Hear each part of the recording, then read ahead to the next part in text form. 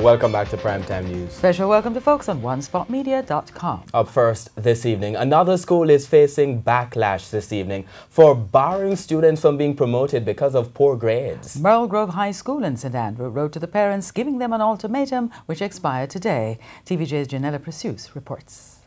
In the form obtained by our news center, Merle Grove High School is demanding that parents of the affected children voluntarily withdraw them from the school and seek a transfer elsewhere, or repeat the current grade on probationary terms and enroll in the school's mandatory extended day program. That program is at a cost of $5,500 per subject per term. This form has been sent to parents of students who've been performing poorly. In the prelude, it noted that where a child failed to attend summer school, which was designed to help students improve their grades and to make them eligible for promotion to grade 11 to pursue the minimum 5 subjects, that child forfeited the right to be elevated.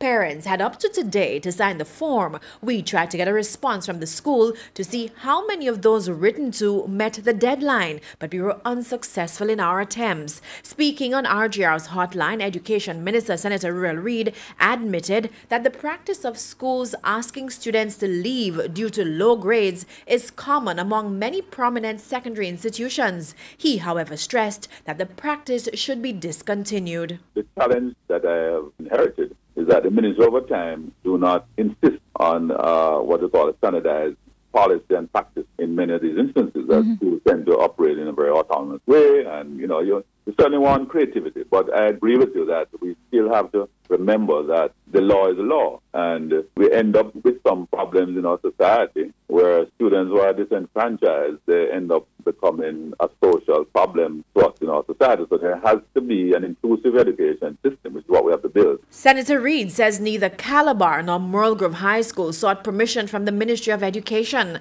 The minister has asked the regional director to investigate and provide a report.